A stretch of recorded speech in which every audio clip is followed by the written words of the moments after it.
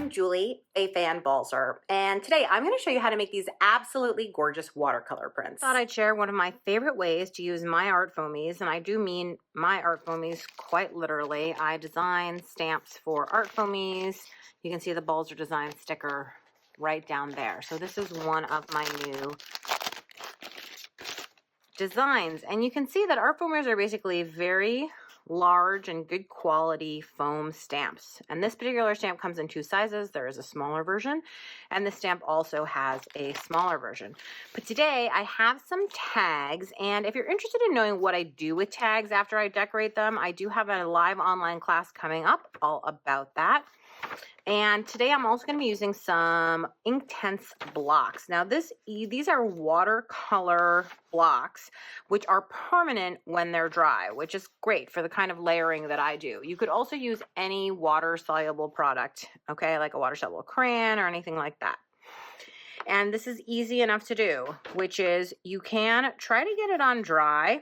I don't think it works as well. It doesn't really seem to stick to the foam. So instead, what I do is I just have a mister bottle here. Now, normally I would not miss this on camera, or I shouldn't say that. Normally I wouldn't miss this on my table. I would do it like out over a trash can or something. But since we're on camera, I'm just going to spray a light mist on here. So now this is wet. You could also use a wet paper towel just to run it across. Now you'll see what happens is, ooh, suddenly that Inktense block is able to be activated because of the water. So I'm just going to run across everything that I feel like needs a little bit of color. And I don't try to get too careful about coloring in things a certain way. I'm kind of free about it. And I do like that this set of blocks comes with a lot of different colors, so I can get a bunch of different greens in here. And of course, you can make leaves colors that aren't green. And you can see that I often brush across stuff that accidentally sort of gets a color on it that maybe wasn't like the original color I intended. And you know what? That is totally fine. This is not about getting something perfect. This is about making some happy art. So all the color mixing rules hold true. So even though I'm using yellow, I know I'm going to actually get a third color, which is orange, because I previously used red. So you can think about that when you're adding your colors, that you don't need to actually put the orange on because you're going to get it if you mix yellow plus red. Now this stamp is very large. It's in fact larger than my tags. So I'm actually going to put out 2 tags. Now you can mist the tags, you can mist the stamp again, whatever you want to do. I'm just going to give the stamp a quick spray. Not too much water because you don't want it to be gloopy. And then I'm going to just press my tags together a little bit and then go ahead and stamp. Look at my beautiful tags. It's such a pretty watercolor print. And I've got tons and tons of pigment left on here to do this again. Look how good that second print is. I mean, compare it to the first print. There's not a huge loss in color intensity, which I think is amazing. Looks like there's still plenty of pigment left. Let's try it again. Ta-da! You can see we're starting to get a couple of holes where it's not quite as intense and the color's a little bit softer, but it's not totally dead yet. There's still pigment here. So what I'll do sometimes when it feels like it's starting to fade out is I'll take my tags and I'll spray them instead of the stamp. Oh, looks like I accidentally have 2 tags here.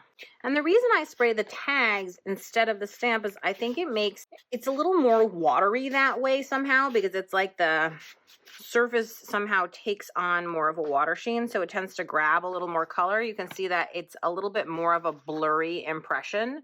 So again, it has more of that soft watercolor look because it's got a blurry impression, as opposed to when you spray the stamp and it tends to a little bit crisper.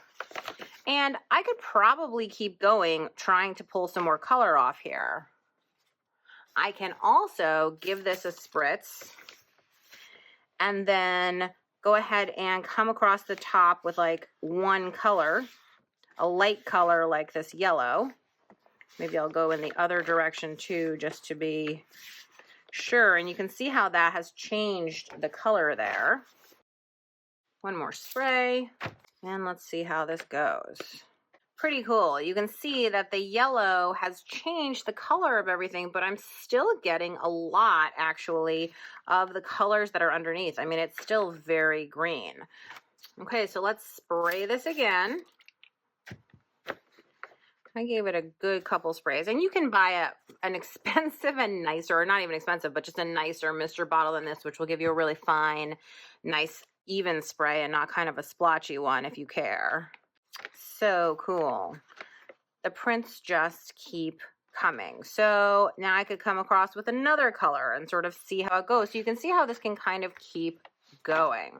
So you can see here that I pretty quickly and easily made about 12 tags from this stamp. Now, if you want to clean it, which you certainly don't have to, but if you want to clean it so that it doesn't contaminate anything, I recommend taking a baby wipe or just even taking it over to your sink and just scrubbing it with some water and maybe a soft toothbrush, and that should take all of that pigment off as well.